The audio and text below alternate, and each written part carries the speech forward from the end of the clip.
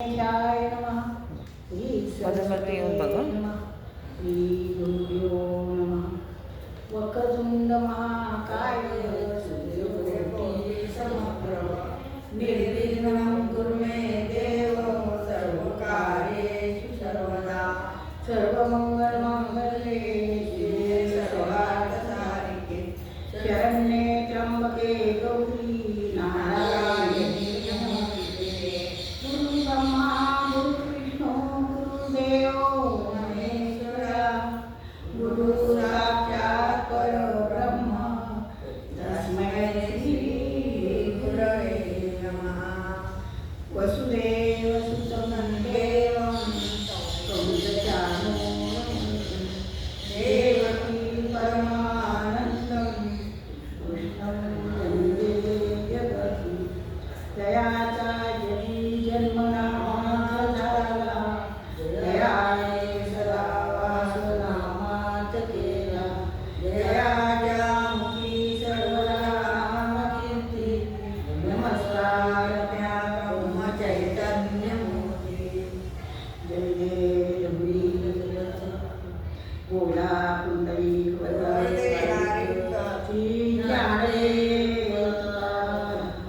पंढरीनाथ भगवान जय जय रघुवीर देवर्षी नारद महाराज सब संतन की जय. मंगलमूर्ती मोरया गणपती बाप्पा मोरया. श्रोते हो, आजचा हा दिवस आहे तर हा माझ्यासाठी तर हा सोन्याचा दिवस असं मी म्हणेन. कारण हा भाद्रपद महिन्यातील हा पहिला दिवस आहे आणि आपल्या सगळ्यांना ह्या श्रींच्या आगमनाचे वेध लागलेले आहेत. गौरी मातेच्या आगमनाचे वेध आपल्याला लागलेत आहेत. त्यासाठी सगळा देश सगळा समाज कसा झाला उत्सुक झालेला आहे. हा सगळा कसा काळ आहे, हा सुखाचा काळ आहे आणि हे 10 दिवस म्हणजे खरंच किती मंगलमय वातावरण असते. यामुळे जी आपल्याला ऊर्जा मिळते ती खरोखर वर्षभर मिळते आणि आपल्याला त्याचा आनंद कायम असा मनामध्ये राहतो. त्या गणपतीचं ते आगमन, तो उत्सव, त्या आरत्या, त्या सगळ्यासाठी आपण आतुर झालेलो असतो आणि 10 दिवस कसे निघून जातात ते आपल्याला कळत नाही. असा तो हा महिना भाद्रपदाचा पहिला दिवस आहे आणि आता ह्या उद्या 27ला आपल्याकडे श्रींचं आगमन होत आहे. त्या अनुषंगाने मला ह्या देवर्षी नाथ मंदिराच्या संस्थेने माझ्यावर याची जबाबदारी टाकली की गणपतीचं महात्म्य तुम्ही सांगा. तर माझ्या बुद्धीला जे माहीत आहे आणि मला जे काही येत आहे ते मी तुमच्यापुढे नारदांच्या पुढे गणपतीच्या ठिकाणी सांगणार आहे. त्यामुळे तुम्ही मला सांभाळून घ्या ही अपेक्षा करून माझे 2 शब्द सांगायला सुरुवात केली. आता सत्य हो, तुम्हाला सगळ्यांना माहिती आहे आपल्या ह्या भारत देशामध्ये अनेक संत महंत कवी मोठमोठे होऊन गेलेले आहेत. त्यांनी आपल्याला धर्मसंस्कार शिकवत आहे, समाजातील चालवी रूढी शिकवल्या, सणांचं महत्त्व शिकवले आणि त्याचमुळे आपण त्याच मार्गावरून आपण चालत आहोत आणि आपली सर्व बुद्धी त्यामुळे सारखी जागृत होत असते. कारण ही परंपरा आपल्या पाठीमागं त्यांनी ठेवलेली असते आणि तेच अनुकरण करण्याचा आपण प्रयत्न करतो. की काय सांगितले त्यांनी, कसं वागावं, कसं बोलावं हे त्यांनी प्रत्येकाने आपल्याला या आधी शिकवलेलं आहे आणि त्या पद्धतीने आपण ते वागण्याचा प्रयत्न करतो. म्हणून आज आपल्याला जे आपण सांगणार आहोत तर तेच असे एक आपले ह्या संत महंतांपैकीच महत्त्वाचे म्हणजे असे महंत, त्याचपैकी गोसावी नंदन यांनी गणेशाचं महत्त्व आपल्याला सांगितलेलं आहे. हे खरं तर थोर गणेश भक्त आहे. मूळचे हे तंजावरचे राहणारे आहेत. त्यांनी ज्ञानमोदक नावाचा हा अतिशय प्रसिद्ध असा ग्रंथ लिहिला होता. वेदांत पण होता तो ग्रंथ.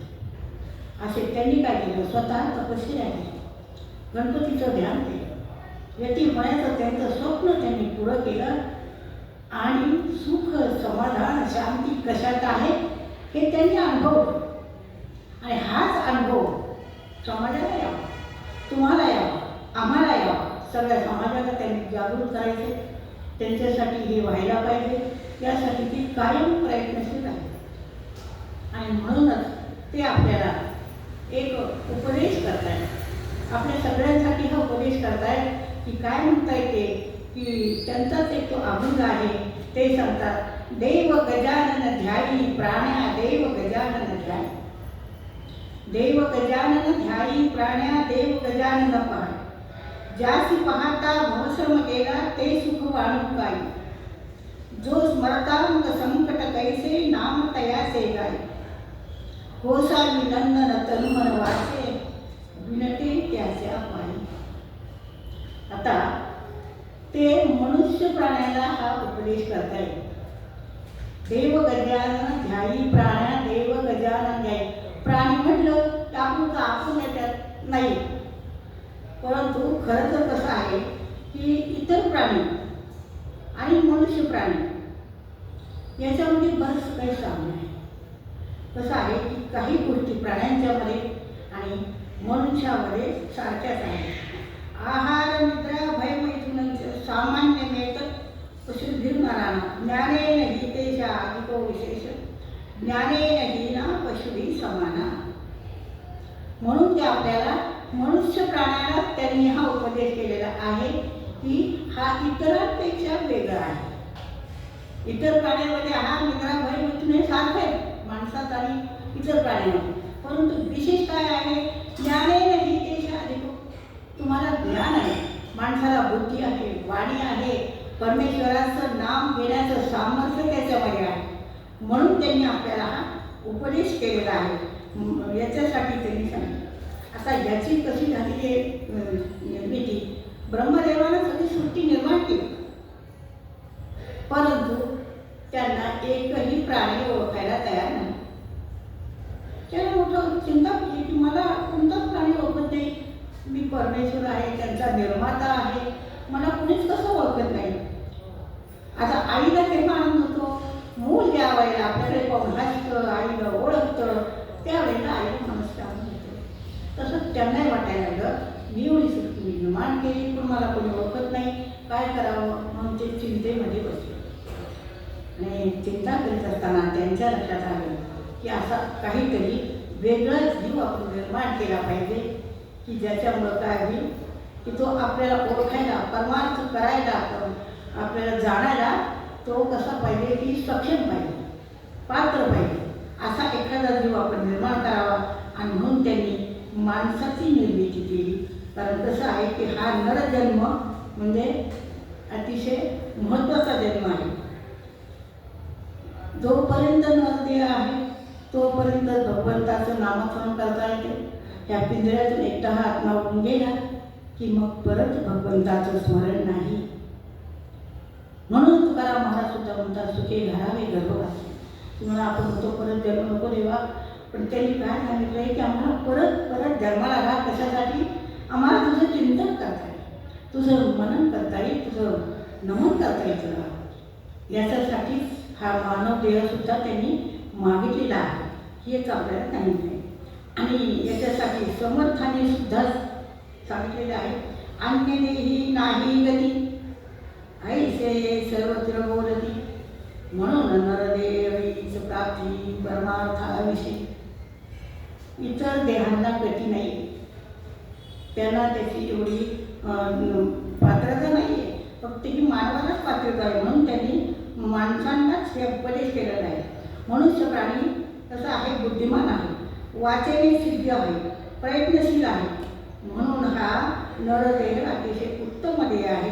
भगवानाचं नाम संकीर्तन करता येतं आणि एकदा का हा आत्मा पिंजऱ्यात उडाला की मग म्हणून ते मनुष्य प्राण्याला उपदेश करतात. काय उपदेश करतात? देव गजानन ध्यायी प्राण्या देव गजानन ध्यायी. अहो, प्रत्येकाला सुख पाहिजे असतं, सुख पाहिजे असते. सुख कोणाला पाहिजे? सुख सगळ्यांना पाहिजे.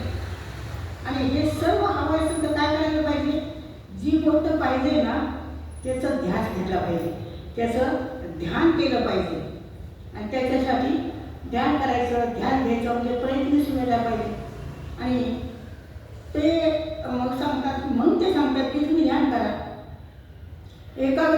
नको आपण किंवा आपल्याला ह्या गोष्टी पाहिजे करायचे, तर आपण त्याच्यासाठी सारखी त्याच्यासाठी प्रयत्न करतो, त्याचा ध्यास देतो आणि आपण ते विचार करतो.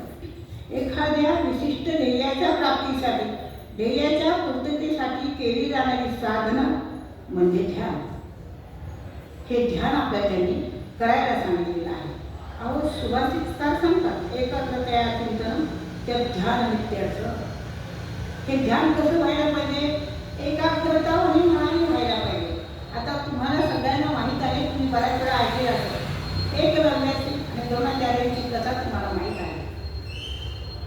कौरव पांडवांचे गुरु द्रोणाचार्य आपल्या सर्व शिष्यांसह जंगलातून चाललेले होते आणि ते त्यांना धनुर्विद्येमध्ये पारंगत करण्यासाठी ते शिक्षक होते. तेवढ्यामध्ये समोरून एक कुत्रा भोंकत झाला. तो इतका भोंकायला लागला जोरात. सुरुवातीला म्हणाले जाऊन आता काय छोटी कुत्रा आहे भोंकू दे, परंतु त्याचं इतकं भुंकणं जोरात सुरू झालं की ते आश्चर्य होऊ लागलं. तेवढ्यामध्ये पाठीमागून झुम झुम करत असे बाण आले आणि त्या कुत्र्याच्या जबड्यामध्ये एका पाठोपाठ जाऊन बसले. त्याचं भुंकणं बंद झालं. परंतु हे नेमकं केलंय कोणी? द्रोणाचार्याला आणि त्या सर्व कौरव पांडवांना आश्चर्य वाटलं की एवढं कुशलतेने त्याच्या नेमका जबड्यामध्ये बाण कोणी मारला. तेवढ्यामध्ये आता द्रोणाचार्य सांगितले याला इजा झाल्या की आता एवढे बाण मारले, म्हणून ते त्या कुत्र्याच्या जवळ गेले आणि त्याच्यातला एक एक बाण ते काढलं तर त्याला कुठेही इजा झालेली नव्हती. इतका कुशलतेने त्याने तो बाण मारला होता आणि तेवढ्याच समोरून एक युवक आला आणि त्याने द्रोणाचार्यांना साष्टांग नमस्कार केला. ते म्हणाले तू कोण आहेस? तो म्हणाला मी ह्या जवळपास राहणाऱ्या वस्तीमधला, आमची बिल्लांची वस्ती आहे तिथला आहे. माझे वडील हिरण्यधनु त्या बिल्ल राजांचे, बिल्लाच्या जमातीचे कोण आहेत? राजे आहेत. मला धनुर्विद्या शिकायची होती म्हणून माझ्या वडिलांनी तुम्हाला लहानपणी मला तुमच्याकडे घेऊन आले, परंतु त्यावेळेला तुम्हाला वेळ नव्हता म्हणून मी शिकू शकले नाही. पण माझ्या मनामध्ये तो ध्यास होता, मला ते ध्यान होतं आणि मी मग काय केलं, एक मातीचा पुतळा तयार केला आणि त्याच्यासमोर रोज मी सराव करतो आणि होता होता होता मी त्या विद्येमध्ये आता खूप पारंगत झाले, म्हणून मला ते हे करू शकते. हे ऐकलं त्यांनी आणि द्रोणाचार्यांना एका मनस्थितीवर आनंद झाला की आपला शिष्य नुसत्या ध्यानाने, नुसत्या संकल्पनेने तो इतका पुढं गेला. आणि एकही लक्षात आलं की हा जर इतका सरस आहे तर आपला लाडका शिष्य आपला अर्जुन याला तर हा नक्कीच समजेल. मग त्यांनी सांगितलं हे बघ तू शिकलास तर मला आनंद, पण कुठल्याही गोष्टीला त्याची पूर्तता व्हायला पाहिजे, संकल्प व्हायला पाहिजे, दक्षिणा. मला तू गुरुदक्षिणा म्हणून दे, गुरुकडून विद्या घेतल्यानंतर काहीतरी दक्षिणा द्यायला पाहिजे. ठीक आहे म्हणा, काय हवं ते म्हणा. ते सांगतो तुझ्या उजव्या हाताचा अंगठा मला काढून दे. घणाचाही विलंब न करता त्याने उजव्या हाताचा अंगठा पूर्ण काढून दिला. हीच ती गुरु शिष्यांची परंपरा, हे ते शिष्यांचा गुरूंच्या बद्दलचा आदर आणि एकाग्रतेचं चिंतन, मन एका ठिकाणी ठेवून अगदी त्यांनी काय केलं की बरोबर ती गोष्ट साध्य केली. म्हणून त्यांनी सांगितले की तुम्ही काय करा, एकाग्र व्हा. तुम्हाला जर कोणत्या गोष्टीचं ध्यान करायचं असेल, ध्यास करायचा असेल तर तुम्ही काय करा की ते सांगा. अशा पद्धतीने त्यांनी सांगितलं. मग श्रोते हो, तर प्रत्येकजण काय करतो, कोणत्या ना कोणत्या गोष्टीचं ध्यान करतच असतो. प्रत्येकाला वाटत असतं की काहीतरी ध्यान करावं, मग परत परत ध्यान करा असं सांगण्याची गरज काय? ध्यान तर प्रत्येकजण करते, पण त्याच्यासाठी काय सांगितलं त्यांनी, जड विषयापासून काही काळ आणून. आता जड विषय म्हणजे काय? आपण ध्यान करतो काय की आता आपल्याला एक खेळ यायचा घेतलाय बाबा, आम्ही खूप आनंद झाला आम्हाला, आम्ही सगळ्यांना बोलवले, पेढे वाटले, त्यांच्यासाठी सगळं मोठी मेजवानी ठेवली, परंतु काही वेळ केल्यानंतर आम्हाला परत दुसरा घ्यायचा आहे. हो, पहिल्याचा आनंद मावळला, तो काही कायम टिकला नाही. अशा अनेक गोष्टी घ्यायच्या असतात आणि तो पहिला आनंद निघून जातोय, तो काही टिकत नाही. आणखी दुसरा आनंद, मुलगा 10वी झाला, पेढे वाटले, परत 12वी आली, पहिल्याचं झालं का संपलं, त्यावेळेचं ते सगळं विसरून गेले. तो आनंद मावळ आहे. मग हा कसा आहे की न टिकणारा आनंद आहे. मग तुम्हाला टिकणारा जर आनंद पाहिजे असेल तर तुम्हाला काय करायला पाहिजे? तुम्हाला ध्यानाचा विषय बदलायला पाहिजे. मग ध्यानाचा विषय बदलायचा म्हणजे नेमकं काय करायचं की जड विषयापासून तुम्ही बाजूला व्हायचं, की ज्या विषयापासून तुम्हाला चिरकाल आनंद मिळेल तो विषय तुम्ही घ्यायला पाहिजे. मग आता चिरकाल आनंद घ्यायचा असेल तर तो म्हणून आपल्याला तो आनंद पाहिजे. मग कायमस्वरूपी आनंद पाहिजे असेल तर ध्यानाचा विषय बदलायला पाहिजे. महाराज सांगतात विषयात मन गुंतून न ठेवता विषयातीत असणाऱ्या परमात्मा परब्रह्म त्याचं ध्यान तुम्ही करा. जो ह्या विषयापासून बाजूला आहे त्याचं तुम्ही ध्यान करा आणि त्याला देव अशी संज्ञा आहे. देव हा शब्द दीव धातूपासून झालेला आहे, जो मूळचाच प्रकाशमान आहे, शक्तिमान आहे, दिव्य आहे, आपल्या बुद्धीच्या पलीकडचा आहे. त्याच्याशिवाय आपली बुद्धीसुद्धा कार्य करू शकत नाही. आपल्या वाणीला त्याच्याशिवाय तेज नाही. म्हणून आपल्याला त्यांनी काय सांगितलं की तुम्ही त्या देवाचं ध्यान करू शकता. आपण त्याच्याशिवाय काहीच करू शकत नाही, त्याच्या मर्जीशिवाय पाणी हलत नाही. अशा पद्धतीने त्या सांगते. म्हणूनच सुभाषितकार सुद्धा म्हणतात आपण त्याचा कधी विचारच करत नाही. खरं म्हणजे आपल्याजवळ एवढी साधन संपत्ती आहे तरी आपण त्याचा विचार करत नाही. आपण सगळ्या भौतिक साधन संपत्तीचा विचार करतो आणि त्याचा ध्यान घेतो. काय सांगितले त्यांनी? सुभाषितकार म्हणतात डोळ्याने बघतो ध्वनी परिसतो कानी पदी चालतो जिव्हेने रस चाखितो मधुरही वाचे आणि बोलतो हाताने बहुसाल काम करीतो विश्रांती घ्यावया घेतो झोप सुखे फिरोणी उठतो ही ईश्वराची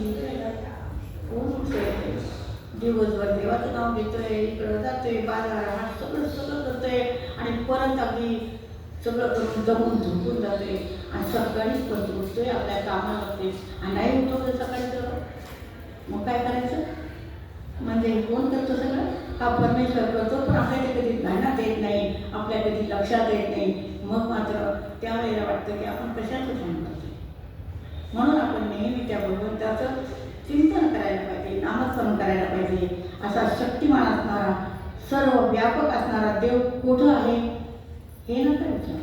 देव कुठे आहे ते मला आम्हाला काही दिसत नाही, हे करतोय सगळं, हे खरं हो सगळे सांगतात, पण आम्हाला देव कधी दिसलाच नाही. देव तुम्हाला दिसला नाही, कोठे आहे म्हणण्यापेक्षा ते कोठे नाही हे विचारा ना. तो सगळीकडे आहे. भूजल तेज समीर रविशती काटा जिज्ञासे तो भरला चिरचर व्यापुण्य जो परमात्मा दशांतुले उरला. सगळीकडे कुठे नाही असं नाही, सगळीकडे आहे.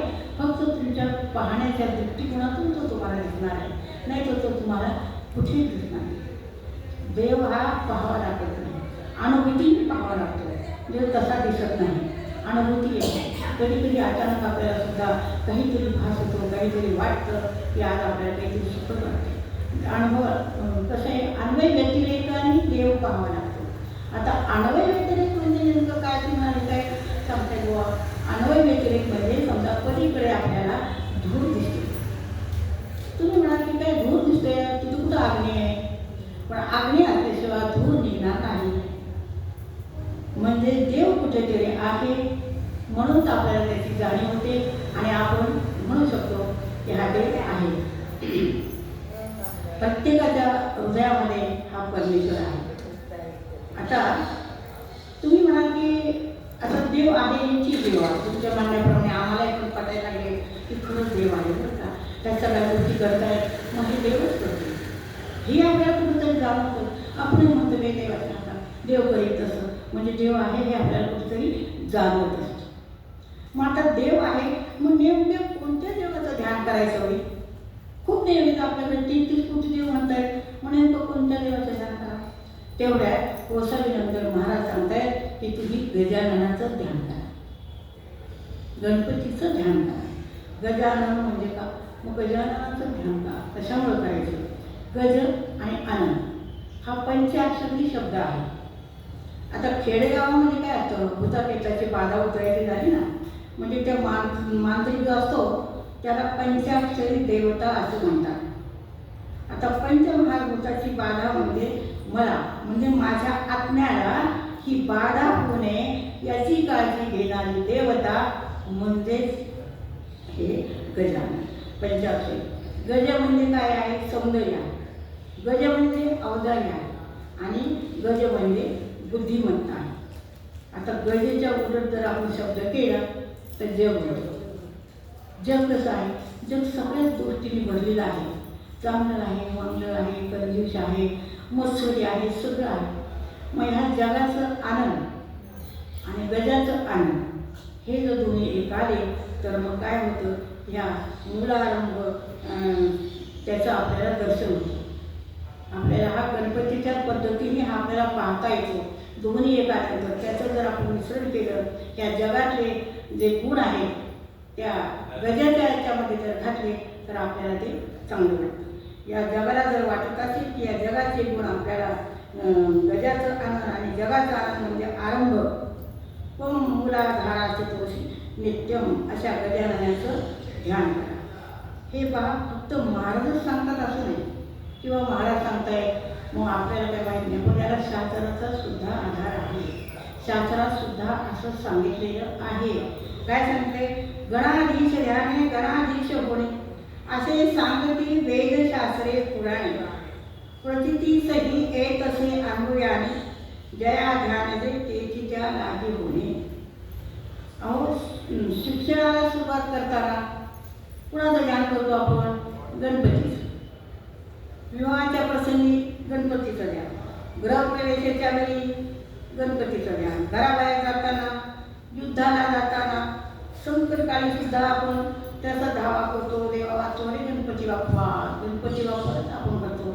सगळ्या वेळेला आपण त्याला पुढं करतो, त्याचंच नाव घेण्यासाठी आपण तयार असतो. कारण त्याच्यावर एकदा सोड पुढं की आपण निर्धार, ही आपली मनाची भावना झालेली असते, म्हणून आपण ती गती अनुभवते. कोणतेही मंगल कार्य असताना, सत्यनारायण वगैरे धार्मिक विधी असताना मंगलमूर्तीचं गजाननाचं ध्यान करावं असं शास्त्राचं वचन आहे. कोणत्याही धर्मग्रंथाची सुरुवात करताना श्री गणेशाय नमः अशी केली जाते. वैदिक पूजा करताना सुद्धा तुम्ही बघा, कुठली पोथी उघडली की आद्य गणपतीचं नमन असतं. कारण काय आहे की ते गणपतीच्या मनाने तर स्वप्न हे आपण निर्धारतो. तात्पर्य, कार्यारंभी गजाननाचं ध्यान करतात हे सर्वस्कृत आहे. अशा ह्या गणपतीला पाहता ज्याशी मग संकट कैसे, ज्याशी पाहता भवसर्व गेला ते सुख वाढत आहे. बघा, ज्याचं ध्यान केल्यानंतर भवसर्व गेलेलं आहे. आता आद्य शंकराचार्यांनी याच्यासाठी अतिशय सुंदर असं वर्णन केलेले हा भवाचं. भव म्हणजे हा संसार आणि भव म्हणजे त्या भव शब्दावर श्लेष झालेला आहे. भव म्हणजे भगवान शंकर सुद्धा असं होते. तर त्यांनी काय सांगितले, दुष्पारे भवसागरे जति मृत्युजादी दुःखोत्कटे घोरे पुत्र करत मित्र बहुल रागारे भीकरे कर्म तुंग तरंग भंग निकलया कृष्ण नाम यातायात गतिम्रमे किंचिन पश्याम. हा भवसागर कसा आहे, तरुण जायला फार अवघड आहे, सोपा नाही. आणि काय असेल की आपल्या कर्माच्या सगळ्या लाटा आपल्या सारख्या त्या आपल्या जीवन नौकेला धडका देत असतात, तिला फोडून बाहेर टाकले असतात. आपले नातेवाईक, मित्र, मित्र सगळे सगळे आपल्याला टपलेले असतात आपला घास घेण्यासाठी. आपण हे तरुण कसं जायचं, कुणाचं साहाय्य घ्यायचं, आणि त्याच्यासाठी आपण भगवंताचं साहाय्य घेतो, देवाचं त्या साहाय्य घेतो, आणि त्याच वेळेला आपल्याला नेमका भगवंत आठवत असतो. म्हणून त्यांनी सांगले की अशा वेळेला तुम्ही भगवंताचं नाव घ्या, या गजाननाचं नाव घ्या. ह्या याच्यातून पार पडायचं असेल तसं. आता जर गणेशाचं ध्यान केलं तर आपण मोकळे होतो. भवसागर, भव या शब्दाचा अर्थ मी तुम्हाला माहिती, शिवशंकर सुद्धा असा आहे. त्यांच्यावर सुद्धा अशी वेळ आली. कसं झालं की आपल्याच पार्टीतला माणूस आपल्या आशीर्वादाने मोठा झाला आणि आपल्या विरोधात उभा राहिला. तसाच प्रसंग भगवान शंकराच्यावर एकदा युद्धामध्ये पारंगत असणारे भगवान शंकर आणि त्यांच्या युद्धाचा प्रसंग आला. गणगो युद्ध झाले कुणाशी, त्रिपुरासुर आहे. आणि शेवट काय झाला की त्यांना पराजय पत्करावा लागला. चिंता बसली मनामध्ये, काय करावं नेमकं, आता कशावर माझा पराभव घालायचे. मला तर कधी माहितीच नव्हतं की आपला कधी पराभव. आणि तेवढ्यामध्ये नारायण नारायण नारायण काही देवर्षी नारद. आणि त्यांनी विचारलं, तर चिंता दिसली तुमच्या चेहऱ्यावर, माणसाच्या चेहऱ्यावर चिंता दिसली की लगेच लक्षात येते आपल्या ते चिंतेवर. चिंता आणि चिंता एका अनुस्वाराचा फरक. चिंता ही काय करते, माणसाला सजीवच वाटेल नव्हते. आणि चिंता माहिती तुम्हाला काय असतं. तर अशा पद्धतीनं त्यांनी विचारलं की तुम्हाला काय म्हणजे तुम्ही इतकी चिंतातूर का होता. तर त्यांनी सांगितलं की काय करू नाही, मला माझं काय चुकलं असेल. म्हणजे तुमचं एकच चुकलं की तुम्ही गणपतीचं ध्यान करा. आणि माझे त्यांनी गणपतीचं स्मरण केलं, ध्यान केलं आणि त्याला जय मिळाला. हे तुम्हाला वेगळं सांगायची गरज नाही. म्हणजे त्यांनासुद्धा गणपतीचं ध्यान करावं लागतं. अशासाठी आपल्याला गणेशाचं ध्यान करायला त्यांनी सांगितलं. आता हा गणपती आहे ना, तर तुमच्या जीवनातले सगळे दुःख तो नक्कीच नाहीसे करतो. म्हणून त्याचं ध्यान करा. त्याच्या नुसत्या स्मरणानं संकट दूर होतात. त्याचं नुसतं नाम घ्या. नाम घेण्याला कशाचंही बंधन नाही, काळाचं नाही, वेळेचं नाही. आबाळ वृद्ध लहान मोठे सगळे नाव घेऊ शकतात. उठता बसता कार्य करता आपण चटणीकडे कधीही नाव घेतो. जसं न कळता पद अग्निवरी पडे, न दाह करी असे कधी न घडे. आदित नाम वरो घरत्याचे, सकल पातक भस्म होत असे. अहो अग्नीवर जर पाय पडला ना तर ती काही विचारू नाही की तुम्ही आता लहान बाळ आहे, लहान वयस्कर आहे तर नको पळायला. त्याचा परिणाम व्हायचा तसं होतो. तसं तुम्ही नाव घ्या ना, त्याचा परिणाम चांगलाच होतो. त्याच्याबद्दल प्रश्नच नाही. फक्त तुम्ही घेण्याचं लक्षात ठेवा आणि ध्यान करा, असं त्यांनी आपल्याला सांगितले. अतिशय आता याच्यासाठी जर सांगायचं झालं की ध्यान कसंही जरी केलं तरी काय होतं की तुम्हाला सगळ्यांना ही कथा माहीत आहे. आपला सुमती ब्राह्मणाचा मुलगा अग्निशर्मा हा कसा होता की समितीने तो बिघडला. आईवडिलांची ताटतूट झाली आणि दुसऱ्या याच्यामध्ये आणि तिच्या लोकांच्यामध्ये तो गेला आणि तिथे त्यांच्या समितीने तो बिघडला. तिथे तो रोज चोऱ्या मारामाऱ्या दरोडे आणि तिने सगळा पैसा गोळा केला. होता होता होता तो काय झाला, त्यात अगदी पारंगत झाला. जे येईल त्याला तो लुटायचा, मारायचा, त्यांचे दंगा अगदी मारून टाकायचं. त्याच्यासाठी एक रांजण मी कसं मोठं शौर्य गाजवले त्याच्यासाठी एक प्रचार रांगणात टाकायचा. अशी 7 रांगणं त्याची बदली. त्याच्यात त्याला भूषण वाटायचं की मी किती पारंगत आहे आणि आपल्या बायका मुलांचा उदरनिर्वाह करायचा. असं त्याचा कार्यक्रम नेहमी चालू होता. आणि एके दिवशी देवर्षी नारद त्या रस्त्याने चालले होते. त्यांनी त्याला म्हणाले, चला म्हणजे काय तुझं काढा. म्हणजे माझं काही नाही, माझं फक्त राम नाही. म्हणजे ते आम्हाला काय तसं सांगू नका, आमच्याकडे राम नाम वगैरे ते काय ते काढा नाही तर लगेच तेव्हा तुला मारायचं तर मार म्हणे. माझ्याकडे फक्त राम नाम आहे आणि हे विनाकारण तुला मारायचं. मग तू मला एकच तू जे हे करतोय ते कुणासाठी करतोय. अहो कुणासाठी करतो का, मी माझ्या बायका मुलांसाठी करतोय, त्यांच्या सुखासाठी करतोय, कशासाठी करतो म्हणून तू असं कर, एकच कर, तू घरी जा आणि त्यांना विचारणे की मी हे एवढं पाप केले 7 रांगणामध्ये तर तुम्ही याच्यामध्ये कुणी आहेत का वाटेकरी. म्हणजे तुम्ही बरी किती सांगितली नारदा, तुम्हाला पडून द्यायचं असेल नाही म्हणजे आम्हाला पडून द्यायचं नाही, तुम्हाला बांधून ठेवला. आणि त्यांनी त्याला वाऱ्या म्हणायचे, वाऱ्या पोळ्याच्या जमातीत तो गेला होता. त्यांनी त्यांना बांधून ठेवलं आणि तो गेला. बघा संत कसे असतात, एखाद्याचा उद्धार करायचा असतात तर ते स्वतःला बांधून घेतात. आणि ते गेले आणि ते गेला घरी आणि विचारलं मुलाबाळांना की काय म्हणजे तुम्ही आश्रमात राहताय, सुखासीन राहताय, गाड्या घोड्या घेऊन फिरताय, कोणाच्या जेव्हा आणि तुमच्या जेव्हा मग मी एवढं पाप केले त्याच्यात वाटेकरी असतात. म्हणजे आमचा काय संबंध नाही, ते तुमचं तुम्ही बघा, आम्ही काही म्हणलो नाही की असंच करा तसंच करा. वाईट वाटलं मला.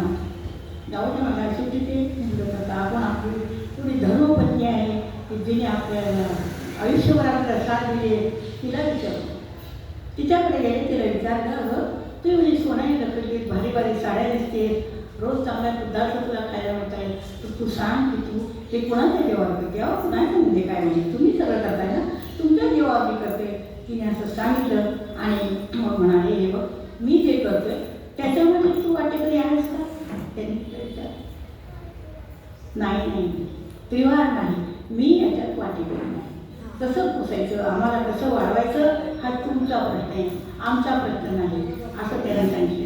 म्हणूनच काय सांगितलं की मग मात्र माझ्या कोणी धावत पळत आला, तर लक्षात आलं कुणी नाही कुणाचं, आपलं हे चुकलंय बरं. त्या ऋषीने सांगितले तेच बरोबर आहे. आणि मग तो धावत आला आणि नारायणाच्या चरणी नतमस्तक झाला, लवंगीची मार्गाची मार्ग. आणि मग त्यांनी त्याला मार्ग दाखवला की तो फक्त राम नाम, नेहमी मला मला मला म्हणायची सवय असणारा राम राम कुठे स्थायी भाव झाला होता त्याचा, सारखं मारायचं करायचं काही नाही म्हणतो सर्कल पुरं कर मरा महाराज म्हण, पण ते रामराम होईल. आणि मग ते रामराम झाले. आणि असं म्हणता म्हणता काही वर्ष झाले त्याच्या भोवती वाळून निर्माण झाले. आणि ज्या वेळेला देवर्षी नारद परत आले, ज्या रस्त्याने चालले तेव्हा त्यांना बारीकसा आवाज येऊ लागला, ना राम राम. उडून पाहिलं तर तो आता संस्कृतमध्ये वारुळाला वाल्मिकी म्हणतात. आणि त्यांनी बाहेर काढलं तर वाल्याचा वाल्मिकी ऋषी राजे म्हणून पुढचं नाव घेतलं त्यांनी. उलट्या नामे करला वाल्या धन्य प्रभूचे राम, श्रीराम जय राम जय जय राम. सात रांजणे पापे भरली, सांगितले त्या काम, श्रीराम जय राम जय जय राम. असं सांगितलं. मुलांना विचारलं, सगळ्यांना विचारलं, मी काय लक्षात आलं की तुम्ही कसे नाव द्या. सांगायचं तात्पर्य म्हणजे काय की तुम्ही नाव कसं घ्या त्याचा परिणाम चांगलाच होतो, हे आपल्याला सांगायचं आहे. म्हणून ज्या आपल्याला म्हणलं आहे याच्यासाठी आपण भगवंताचं नाव घ्यायला पाहिजे. आणि आपल्याला माहीत आहे की या गणपतीचं वर्णन करताना सुद्धा अतिशय आनंद होतो. गणपती कसा आहे, त्याचं रूप कसं आहे, मनोहर रूप असणारं. त्याच्यासाठी आपल्या इथे हे तुम्हाला सगळ्यांना माहीत असेल, आपले कैलासाचे कीर्तनकारांनी अनंतकुमार मेंदळे यांनी सुद्धा याच्यासाठी एक त्यांनी अभंग रचलेला होता. सुखकर्ता दुःखहर्ता प्रभू बहुवयहारक मंगलकारक श्रेष्ठ भाग्य विधाता विघ्न वारणा वारण वदना बाळा प्रज्ञावंता प्रभू व्यापक सकळा विश्वानंता कार्या पतित. जगातल्या प्रत्येक माणसाला कायम सौख्य समाधान पाहिजे असतं आणि प्रत्येकाला ते मिळायचं याच्यासाठी तो प्रयत्न करत असतो. किती प्रयत्न करतो, धडपड करतो, धड पडेपर्यंत. जोपर्यंत जेव्हा येतो काढून शेवटी गेल्यावर काय थांबतो ते, याचं सारखं हे पाहिजे ते पाहिजे, याच्यामुळे सुख होईल त्याच्यामुळे सुख. आद्य शंकराचार्यांनी सुद्धा म्हणता येते, यत अनुकूल वेदनीय तत्सुखम, यत प्रतिकूल वेदनीय तत्सुखम. मनाला होणारी वेदना जर सुख करत असेल तर ते सुख, आणि मनाला जर दुःख देणारी वेदना असेल तर ते दुःख. म्हणजे सुख दुःख हा कशावर अवलंबून आहे, हा काही शरीराचा प्रश्न नाही, हा मनाचा प्रश्न आहे. मला आता वाटतंय की खूप मोठा पंखा करावा, पण तुम्हाला थंडी वाटते, तर माझ्या मनात येते ना, मला लागते, पण मनाचा प्रश्न आहे. तसं व्यक्ती सारखेचे मला वाटते तसं तुम्हाला वाटणार नाही. ज्याच्या त्याच्या सुख दुःखाच्या कल्पना वेगळ्या आहेत. प्रत्येकाला वाटतं की माझं सुख वेगळं आहे, तुमचं सुख वेगळं आहे. आता भगवान याच्यासाठी त्यांनी आपल्याला सांगितले की भगवान मंगलमूर्तीच्या मूर्तीत आपण काय शिकतो की गजाननाच्या पायापाशी मंदिर आहे म्हणून ते हा वाहन नाही त्याचं, म्हणजे काय आहे ते मायेचं प्रतीक आहे. त्याचे पाय आखूड आहे. जीवनामध्ये आव्हान जे लागणार नाही की अनावश्यक यातायात धावपळ करण्यापेक्षा ठाईच बसून तुम्ही एक चित्ताने स्मरण करा. गजानन लंबोदर आहे. सर्व भक्तांचं प्रेम तो आपल्या पोटात साठवतो. तसं शरण आलेल्या सर्व पापी जनांचं पाप सुद्धा तो आपल्या पोटामध्ये घालतो. त्याला सून त्याच्या दोन गोष्टी सांगतात आपल्याला. काय सांगताय की साधण्याची शिकवण देतात ते आपल्याला.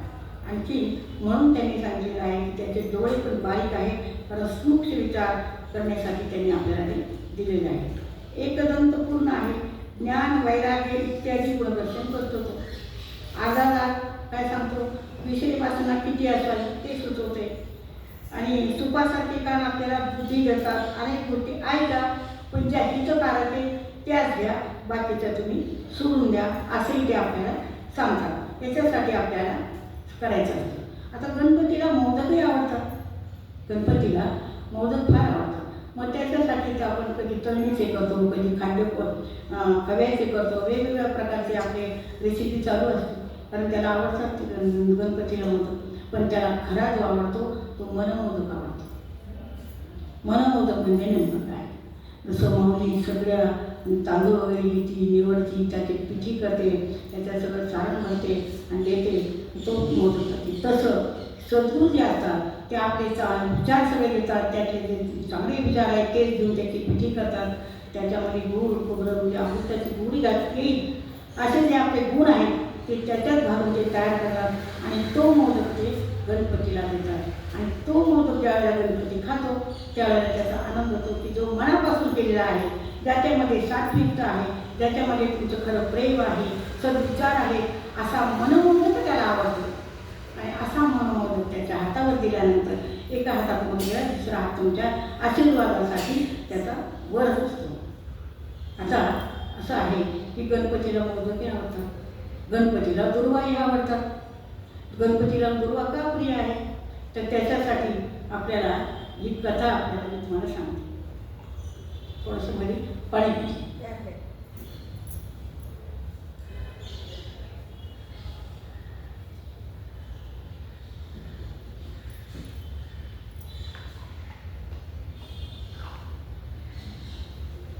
एकदा दक्षाने मुद्गल ऋषींना विचारलं, दुर्वेचे चरित्र मला सांगा. आता दुर्वा गणेशाला प्रिय का असतात त्या दुर्वेचे चरित्र त्यांनी सांगायला सुरुवात केली आणि दक्ष विचारल्याबरोबर ते सांगू लागले. पूर्वी एकदा ब्रह्मदेवानं सृष्टी निर्माण केली, पण एवढी सृष्टी निर्माण झाली, पण आता हिला खायला काय घालायचं हा एक मोठा प्रश्न पडलाय. बरेच पाहुणे बोलवलेच आपण, पण त्यांची व्यवस्था सुद्धा आपल्या तेवढी नेटाने करावं लागते. नाही जाऊ दे, उद्या काय त्याला काय होतं त्याला असं म्हणून नाही चालत, त्यांचं सगळी पूर्तता झाली पाहिजे ना. तसं पण मला वाटतं आपल्या साध्या जरी जीवनातलं उदाहरण घेतलं तरी आपण चिंतेत पडतो.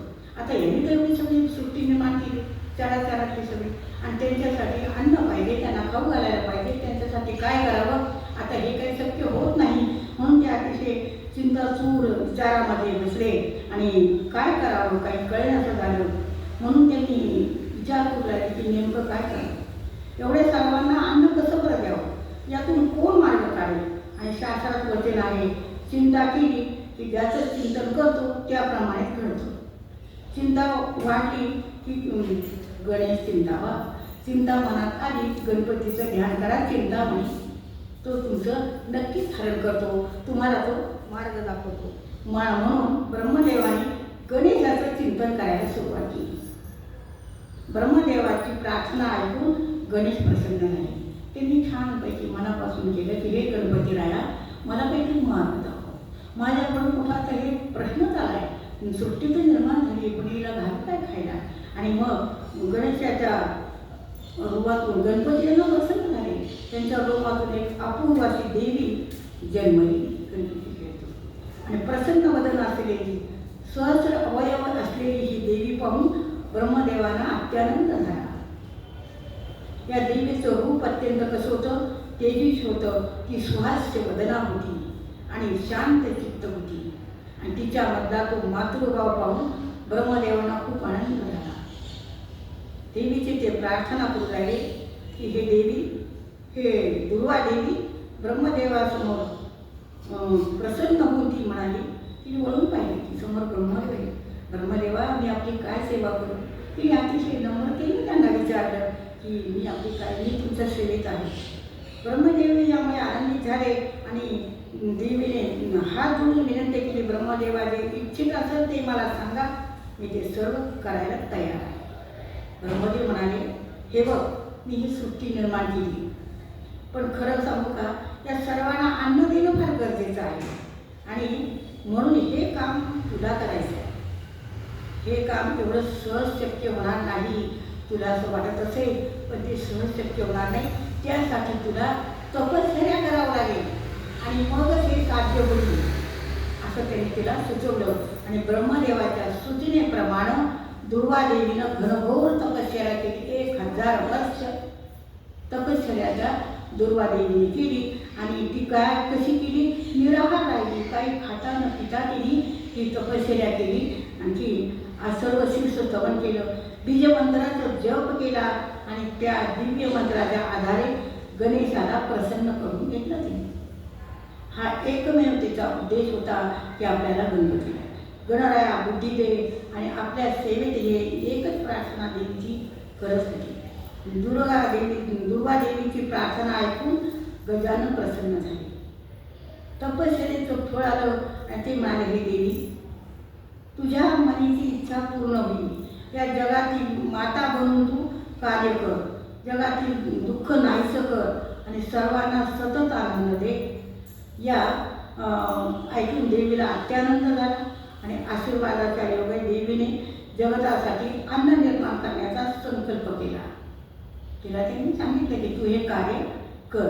देवीने आपल्या वेगवेगळ्या अवयापासून स्वर्ग, मृत्यू आणि पाताळ या तिन्ही ठिकाणी असलेल्या जीवांचं रक्षण करण्यासाठी तिने अन्नाची निर्मिती सुरू केली. भरपूर अन्न, सुजलाम सुफलाम, सगळीकडे आनंदी आलं. सगळेजण आनंदित झाले आणि सगळ्यांना छान वाटू लागलं. कशाचीच कमी नाही, माणसाचं पोट भरले की बरं वाटतं. तसं त्यांचं झालं की आपल्याला आता काही कमी नाही. बघा आता या सर्व तर आनंदी आनंद झाला, पण हे सर्व माझ्यामुळं घडते. अहंकारामुळं माणसाला कसं खाली खेचलं जातं हे आपल्याला अनुभव तर आहेच आहे. पण या पुराणात सुद्धा ह्या कथा आहेत की तिला अहंकार झाला, हे जे सगळे आनंद आहे, हे जे सगळं आहे हे माझ्यामुळे बरं. मी या सगळ्यांची गरज नाही, मी तर खरं यांची पालन करण्याची, मी खाऊ पी घालते मी म्हणजे जगतात की नाही, असं तिला तो अहंकार झाला आणि देवीला निर्माण झाला. माझ्यामुळे जगाचं पोषण होते, मी त्या जगाची पालन पोषण करते आहे, माझ्याशिवाय हे आश्चर्य आहे, असा अहंकार झाला आणि देवी गणेशाचं ध्यान विसरली. असं करत असताना ती गणेशाचं ध्यान विसरून गेली. आणखी मग मात्र काय व्हायचं ते झालं. त्यामुळे देवीला सुद्धा अधोगती प्राप्त झाली. तिने तिची जी साधना होती ती कमी व्हायला लागली आणि तिला अधोगती, अहंकाराने अधिकार असून अधोगतीला पोहोचली व ज्याच्यापासून आपण मोठे झालो ते ती विसरली. देवीच्या मनामध्ये विचार येऊ लागले, या जगाची रक्षण करती मी आहे बरं. जगदंबा म्हणजे पार्वती माता उगीच स्वतःला जगज्जननी म्हणून घेते, पार्वती म्हणून घेते, आंबा असं नाही.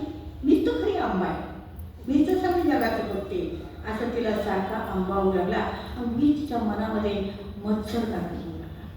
म्हणजे कसं की कधीच शिरला म्हणायचं ना, कधी शिरला की असं माणसाला होतं. काही ते डोक्यात विकल्प चालू होता. तसं तिच्या डोक्यामध्ये सुरू झालं की मीच खरी आहे. मग हिला म्हणतात पार्वती माता जगज्जननी पार्वती, तसं मीच आहे असं तिला वाटू लागलं. आणि जगदंबा म्हणजे पार्वती माता उगीच स्वतःला आई म्हणून घेते, आपल्या बालकाचे रक्षण करीत नाही, काही नाही कशी. आता दुर्वादेवीच्या मनात जगदंबेविषयी अकारण असूया निर्माण झाली. तिच्याविषयी मत्सर निर्माण झाला आणि स्वतःचा अहंकार ती वाढू लागला आणि ती म्हणाली, पार्वतीपेक्षा मी श्रेष्ठ आहे. ही तर नावाचीच अन्नपूर्णा, मी तर खरं तर सगळ्या अखिल जगाचं भरण पोषण करते, त्रैलोक्याचं रक्षण करते आणि मग मीच नाही काय असं तिला वाटू लागलं. आता अहंकारानं बद्ध झालेली ही दुर्वादेवी एकदा जगदंबेसमोर आली. चंद्राच्या घरी काहीतरी उत्सव होता, सगळे देवदेवता तिथे आले. त्यावेळेला शंकर, मंगदेव आणि पार्वती माता पण आले आणि ती दुर्वादेवी पण तिथं हजर होती.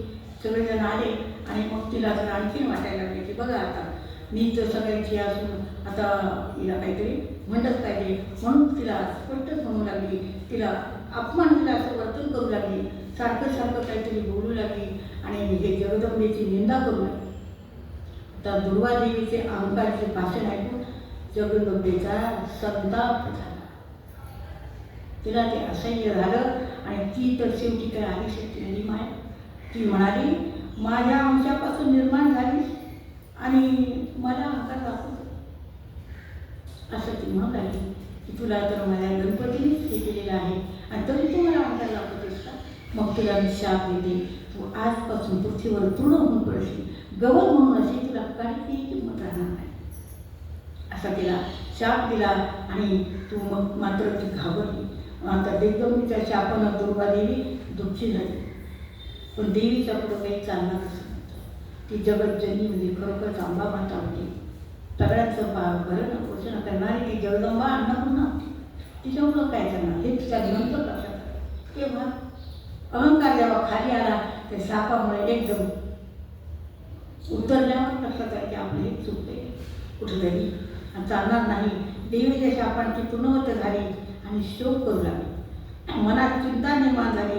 पण जेव्हा चिंता निर्माण होते तेव्हा गणेशाचं स्मरण करावं. आपल्याला ज्यावेळेला चिंता होती त्यावेळेला आपण नेमकी आत्ताच आपण सांगितले हा सिद्धांत तिला आठवला की आपण काय करायला पाहिजे की गणपतीचं स्मरण करायला पाहिजे. झाले खरं आपल्याकडनं चूक, पण ज्या गणेशापासून आपल्याला हे गेलं त्याचीच आठवण केली पाहिजे. आणि गणेशाची ती स्तवन करू लागली. हा चिंतामणी हाती असता चिंता कशी राहिलो असं तिच्या मनात आलं. तर हा आनंदमय आहे. जो त्याचे ध्यान करतो त्याला ती सतत आनंद देणार.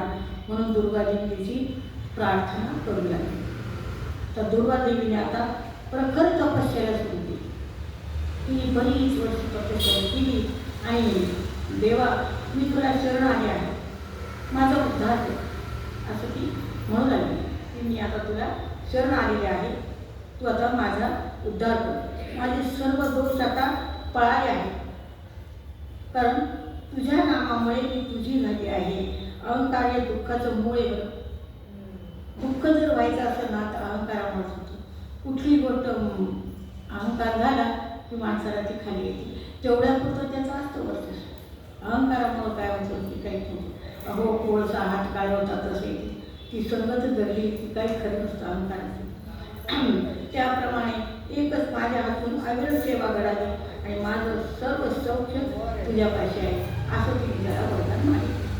तर दुर्गादेवीचं मागणं ऐकून गणेशाच्या मनामध्ये करुणा गणदेव येते. सगळ्यांचं ऐकणार आहे. मनापासून त्याची भक्ती केलेली आहे आणि त्याचं मन द्रवलं. त्याला वाटते नुसती आपली सेवा करते म्हणते आहे तर तिचं आता ऐकलं पाहिजे. आणि तिला ते सांगते झाले काही चिंता करू नको. काय काही चिंता करू, तू मला शरण आली आहेस ना. हो मग तिने तू माझी भक्ती केली आहे आणि त्यातच तुझा उद्धार आहे. मग आता जगदंबेचा शाप तर आहेच आहे, तो तर खराच होणार आहे, त्याच्यात मी बदल करत नाही. जगदंबेचा शाप तुला आहेच आहे, परंतु तू मैवर राहशील पडशील करत, पण माझ्या आशीर्वादाने तू सततच स्वर्गलोकी राहशील आणि तुझं कल्याण होईल. गजाननाने अनेक आशीर्वाद दिले. तू महामंगल प्रीतीवर्धक होशील.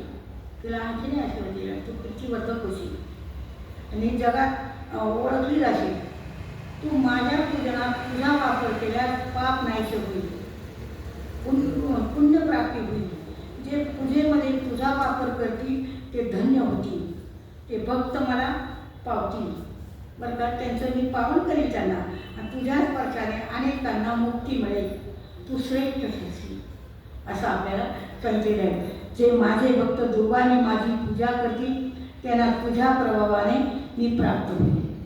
म्हणून गणपतीला दुर्वा अवश्य आपण सोडते व म्हणून गणेशाच्या पूजेमध्ये दुर्वेला फार महत्त्व आहे. ही दुर्वा सतत गणेशाच्या सेवेत राहिली म्हणून आपणही दुर्वा नेहमी गणेशाच्या मस्तकी अर्पण करावे. गणेशाला ती फार प्रिय आहे आणि आयुर्वेदामध्ये सुद्धा दुर्वेला फार महत्त्व आहे. अशी ही भक्तांना मार्ग दाखवणारी दुर्वा आहे. म्हणून आपल्याला त्यांनी सांगितलेले की दुर्वेला फार महत्त्व आहे. आपण विचार करतो की दुर्वा कसं लागतात, एक दुर्वा काही आणि खरं अनेक रोगावर उपयुक्त आहे. तुम्हाला सगळ्यांना माहीत आहे, तुम्ही सगळे अनुभवी आहेत. आता नागिन झालं असेल त्याच्या दुर्वाचं काय रस बीज वाटून वगैरे लावतात हे आपल्या सगळ्यांना माहीत आहे. म्हणून दुर्वा या सगळ्या दृष्टीने चांगली आहे, गार आहे, थंड आहे हे आपल्याला माहीत आहे. अशा पद्धतीने आहे. आता 7 वाजले आहेत, त्यांचा काही स्मृतिकरणाचा कार्यक्रम होता असं त्या म्हणाल्या. अजून काही पुन्हा इकडे आलेलं नाही आहे. चालू करायचं आहे का पुढचं?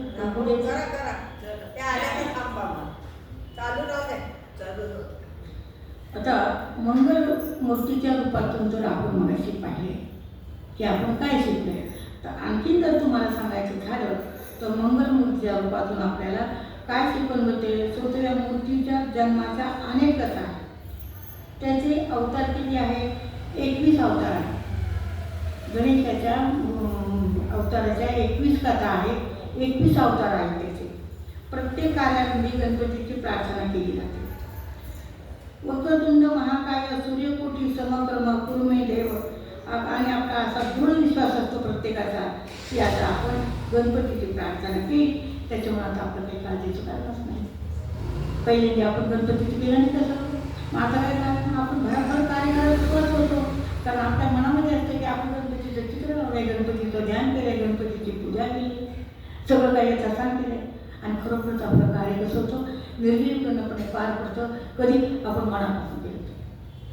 गणपतीला समजले पुढचं काम चालू झाले तर ते मनाला काय खटकतं. कारण की आपली कशी आपल्या मनावर बिंबलेली एक श्रद्धा आहे आणि तो खरोखरच आहे तसं की पहिलं ध्यान गणपतीचं. आणि जे म्हणून आपल्याला गणपतीचं जे रूप आहे आणि विशेषपणे त्याला जे प्राप्त झालेलं गजमुख खास करून आकर्षणाचं केंद्र आहे. आता गणपती आबालवृद्धापासून आपला असं वाटतं, परदेशी नागरिकांना सुद्धा एलिफंट हेडेड गॉड म्हटलं की अगदी नवल वाटतं. परदेशीच्या लोकांना सुद्धा ती सोम, ते डोळे, ते दात त्याला विशेष वाटतं. त्यांना सुद्धा इकडे आल्यावर पाहिल्यावर त्यांच्याकडे काय असा देव आहे की आपल्याला माहीत नाही, आपण काही गेलेलो नाही तिकडे परदेशात. परंतु आपल्याकडे आहे, आपल्याला त्याचा आनंद होतो. पण त्यांना सुद्धा आनंद होतो ते ऐकून पाहून. म्हणून असं त्यांनी सांगितलेलं आहे की कारण गणपती ह्या हत्तीचं शिर का लावलं गेलं असेल आणि त्याच्या विविध कथा या पुराणामध्ये आहेत. विविध प्रकारे सांगितलेले आहेत. शिवपुराणाची कथा आहे. एकदा पार्वती स्नानासाठी तयार होत होती. एक शिवपुराणामध्ये आलेली ही कथा आहे. पार्वती माता स्नानासाठी तयार होत होत्या आणि अशा वेळेला कुणीतरी बाहेर थांबलेलं बरं असं तिच्या मनामध्ये आलं. आणि मग तिला वाटायला लागलं की असं कुणीतरी बाहेर पाहिजे दरवाजाबाहेर. तिने नंदीला सांगितलं की तू थोडा वेळ थांब, मी स्नान करते, कुणाला आत सोडू नकोस. परंतु ती आत गेली स्नानावरती. तेवढ्यामध्ये भगवान शंकर आले आणि नंदी त्यांना सांगू लागला. आता ते त्यांचे तर हे आहे ते कसं म्हणणार शिष्य नंदी त्यांना कसं आणणार त्यांना? त्याला आवडता आलं नाही. शंकरात गेले ते त्याला असं झालं की आता जर असा कधी प्रसंग आला ना त्या शिवगणांपैकी कोणाला सांगायचंच नाही, आपण आता सेव. परत नंतर ज्यावेळेला काही झालं की त्यावेळेला काही दिवसांनी परत असंच घडलं. तेव्हा पार्वतीने ठरवलं की शंकराच्या गणातली कुणाला सांगायचं नाही, त्यापेक्षा आपण काहीतरी करायचं. म्हणून ती एक निर्माण केलं. काय निर्माण केलं की तिने मातीचा एक पुतळा तयार केला आणि आता मी ती आदिशक्ती पार्वती माता तिने त्या पुतळ्यामध्ये सजीव केलं त्याला. आणि त्याला सांगितलं की तू आता इथं थांब. त्याला मुलगा मानलं तिने आणि तू आता माझं रक्षण कर, तू कुणालाही आत सोडू नको. कुणाला म्हणजे कुणाला कुणी जरी आलं तरी अजिबात आत सोडायचं नाही असं तिने त्याला सांगितलं आणि ती स्नानाला गेली. परंतु आता काय करावं? नेमकं भगवान शंकर आहे आणि शंकराने सांगितलं मला आत जायचं. तो मुलगा म्हणाला तुम्हाला जाता येणार नाही, मला त्याची सक्त ताकीद दिलेली आहे, मी नाही जाऊ देणार तुम्हाला. आता मात्र शंकराने पुन्हा समजून सांगितलं मला आत जायचंय. तुला समजतंय का मी काय बोलत आहे? ते सांगितलं नाही, मी तर काय तुम्हाला समजतंय पण मी तुम्हाला आज समजणार नाही. मला तशी आत नाही, मला काही तसं सांगितलं नाही. कुणाला म्हणजे कुणाला. आता तुम्ही आला तुम्ही काय करू, मी नाही समजणार. त्याला असं म्हणायचं. असं सांगितलं मात्र गणपतींना राग आला, त्या शंकरांना राग आला आणि त्यांनी काय केलं त्याचं मुलगं उडून टाकलं. आता शंकरांना पुन्हा सांगितलं तरी ऐकलं नाही. शंकराला राग आला ना आपल्याच घरामध्ये आपल्यालाच नाही म्हणणार हा कोण असं त्यांना वाटायला लागलं. आणि साहजिकच आहे कुणाला तसं वाटणं. आपल्या घरात जाऊ नका म्हणणार रागच येणार ना आपल्याला.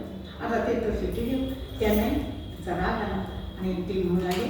त्यांनी काय केलं की आपलं काढलं बाहेर त्याचं मुलगं झाकून टाकलं आणि तिने पाहिलं घरापासून शिर वेगळं झाले आणि स्नान करून ती खरं सुरू. हो तो पण आपण जप करूया म्हणजे आपल्याला परत चांगलं सांगते. जय गजानन श्री गजानन मंगलमूर्ती मोरया. जय गजानन श्री गजानन मंगलमूर्ती मोरया. जय गजानन श्री गजानन मंगलमूर्ती मोरया. जय गजानन श्री गजानन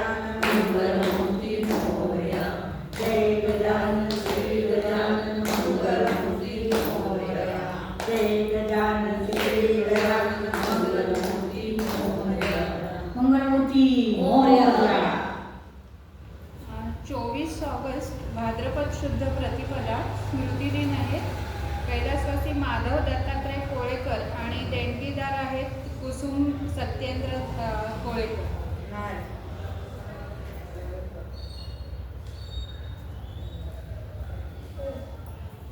देवऋषी बसूनच घ्या. महाराज की जय. सध्या ते स्पीकर ना त्यांच्या जरा तोंडासमोर ठेवा, ते जरा वर आहे. बरोबर. आणि दुसरा स्मृती दिन आहे. कैलासवासी सौ सुनीताताई तुळपुळे आणि देणगीदार आहेत सुधाकर रंगनाथ तुळपुळे.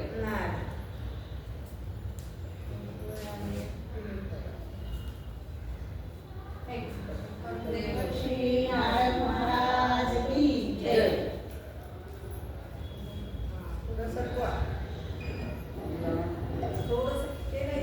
पुढचं माईक आहे ना, माईक खाली करा. हा बस बस. हे जे काय काय हा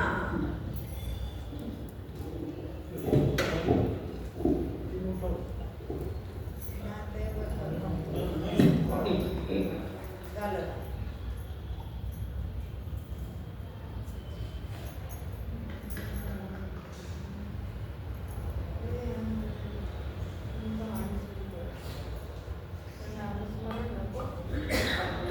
कथा कुठपर्यंत आली होती हा आमच्या बोलण्याकडे किती लक्ष आहे, आम्हाला काही समजतं की नाही, सांगता येते की नाही.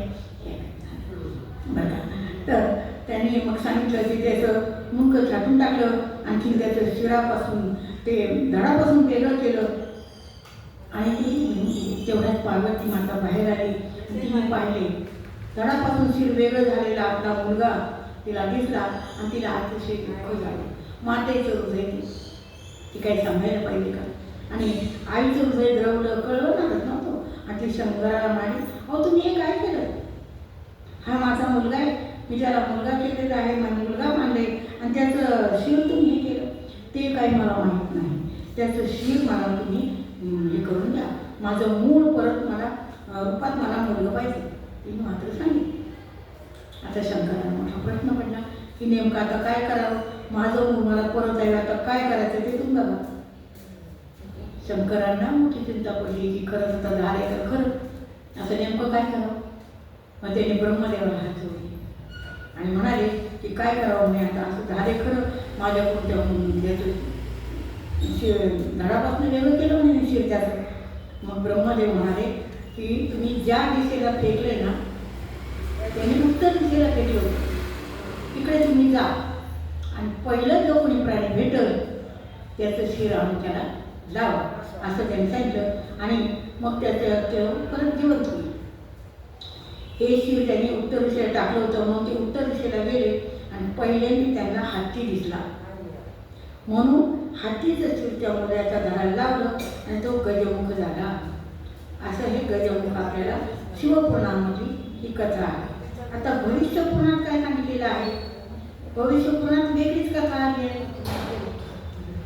भविष्य पुराणामध्ये तेव्हा त्याला शंकर पार्वतीला एक गोंडस बाळ झाले असं भविष्य पुराणातली कथा आहे. शिवपुराणातली कथा आपण ऐकली.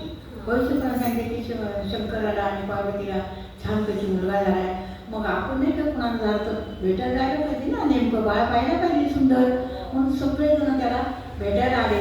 इतकं गोंधळ वापारली की सर्व देवदेवताजण आपापल्या जायचं म्हणून सगळेजण कैलासावर भेटायला गेले.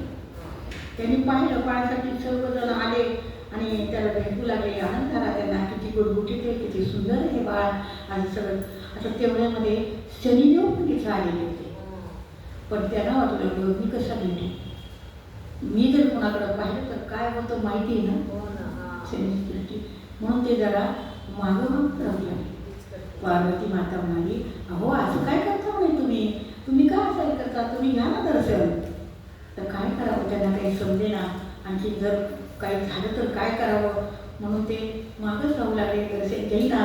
पार्वती मातेने समजून घेतलं की सगळेजण पुढे येत आहेत, पाहायला येत आहेत, त्याच्याकडे पाहतायत आणि हे तर लाभच बसले लाभ पाठीमागं. म्हणून ते त्यांना आग्रह केला. ते आले समोर आणि त्याच्याकडं आपली सरळच पाहायला नको म्हणून थोडंसं वक्र पाहिलं तरी सुद्धा व्हायचा तोच परिणाम झाला आणि त्याचं शिर धडापासून वेगळं झालं. तर वेगळं झाल्यानंतर परत तीच कथा त्याला परत ते त्याचं हत्तीचं शिरावून लावलं म्हणून ते परत गजमुख झाले. असं ती वक्रदृष्टी पडली आणि म्हणून त्यांना ते वक्रतुंड महाकाय सूर्यपुत्र झुंबुक अशा पद्धतीनं आपल्याला ते आहे. सेल्युलर अपडेटसाठी तर आपण इथं आलो तर बालकाला पाहिलंच पाहिजे, तर सरळ तर कसं बघायचं म्हणून त्यांनी जरा तिरच्या नजरेने पाहिजे आणि वक्रदृष्टीचा परिणाम व्हायचा तो झाला आणि बालकाचं शिर धडालेलं झालं आणि पुन्हा ती गोष्ट सांगितली गेली.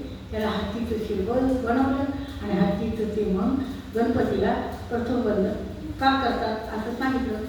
म्हणून त्याच्यासाठी आपल्याला पुराणामध्ये अनेक कथा सांगितल्या आहेत. ब्रह्मदेवानं गणपतीला वर दिला. काही पुराणात असं सांगितलं की ब्रह्मदेवानं गणपतीला वर दिला. काही देवामध्ये काही पुराणांमध्ये सांगितलेलं आहे की शंकरांनी गणेशाला वर दिला आहे. ते तुझे गण आहेत ना ते काय करतील की माणसाने काही चूक केली की ती चूक लगेच त्यांच्या लक्षात आणून देतील, त्यांना शिक्षा करतील आणि चूक करणाऱ्यानंतर चूक झाली ती तुला क्षमा मागायला येते, मग त्याला क्षमा कर, विश्वाचा विघ्न टाकू आणि त्याला माफ करून टाक. आजपासून या पृथ्वी तलावर जे जे कार्य घडेल त्या कार्याची सुरुवात तुझ्या पूजनानं होईल असा आशीर्वाद दिला. म्हणून कार्यारंभी या गजमुखाचं स्तवन केलं जातं. अशी या पुराणांच्यामध्ये कथा आलेली आहे. त्या पद्धतीनं आपण ह्या सांगत आहोत. आता गणपती हा नेता आहे म्हणून आपण त्याला पहिला मान त्याला असतो, अग्रपतीचा मान त्याला असतो. नेता आता नेत्याचे गुण म्हणजे सगळ्यात पुढं पाहिजे, सगळ्यांच्याकडे दृष्टी केली पाहिजे, सगळ्यांना काय हवं नको तो विचारलं पाहिजे. हे नेत्याचे गुण आहे. गणेश मूर्तीमध्ये आणि असं दिसून येतो की गणपतीचे डोळे बारीक आहेत. ह्या मोठ्या डोळ्यातून काय सुचवायचं असतं बारीक डोळ्यातून? नेत्याची वृत्ती कशी पाहिजे? सूक्ष्म आहे.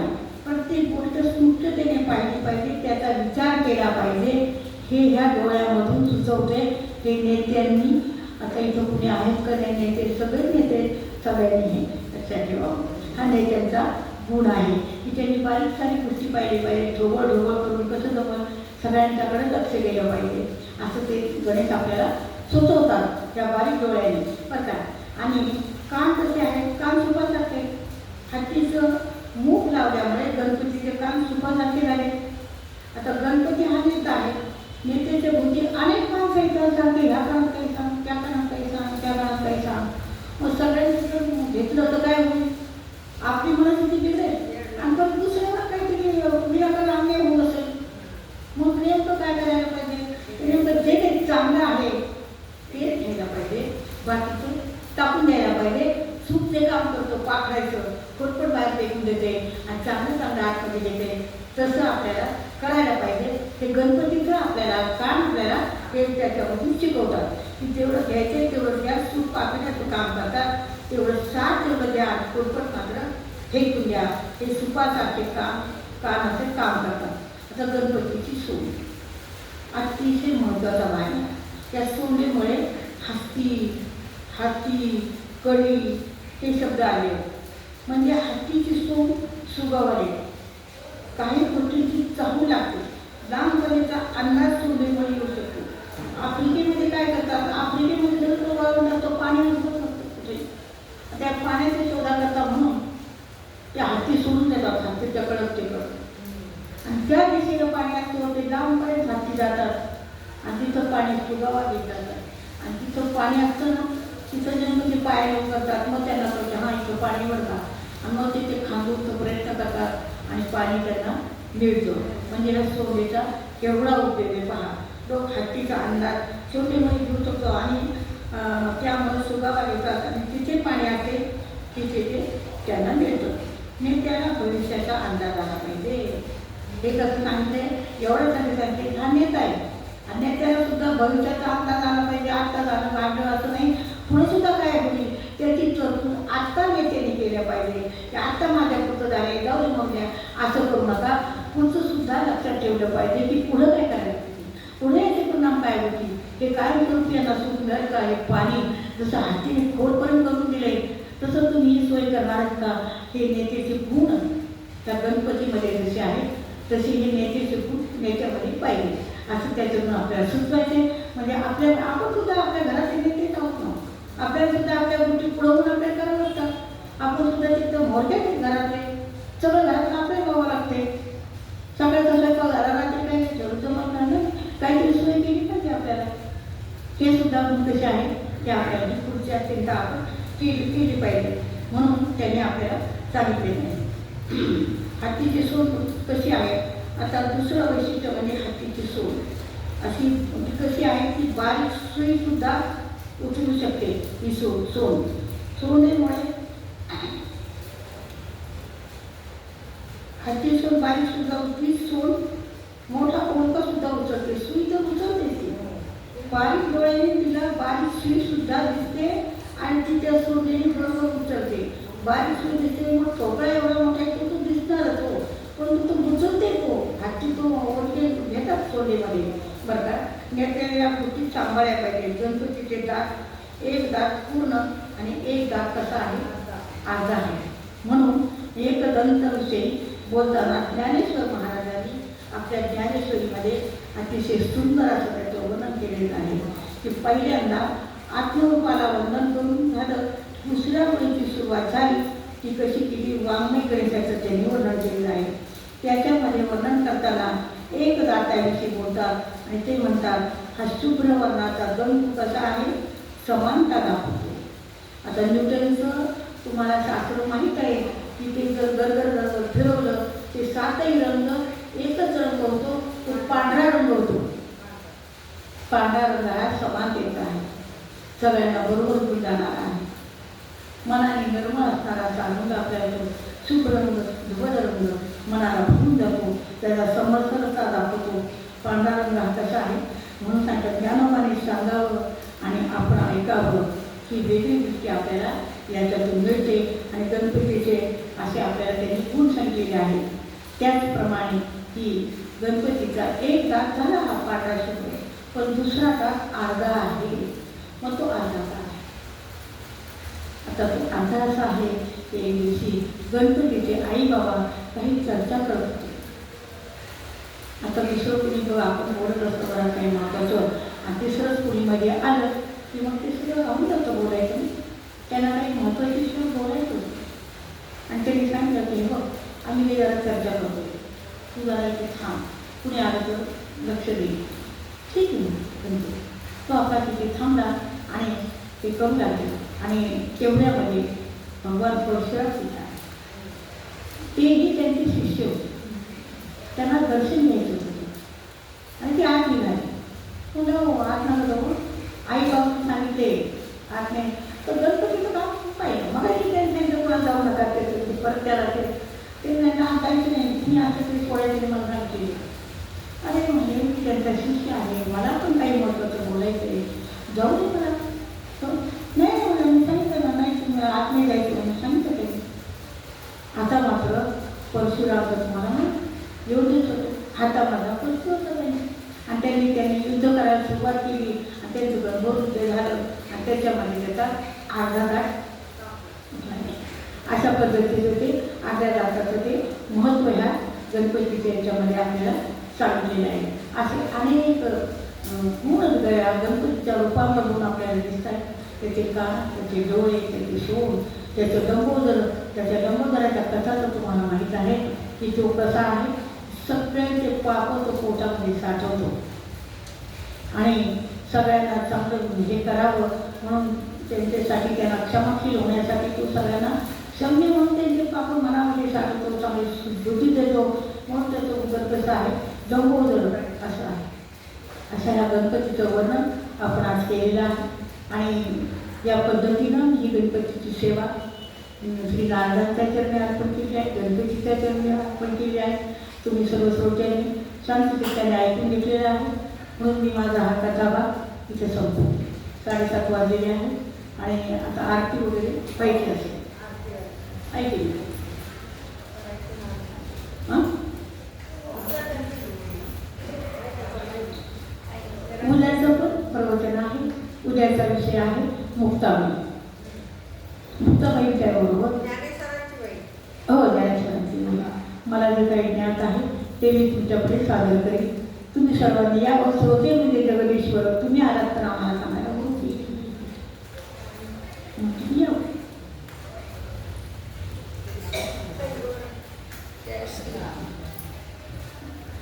भारत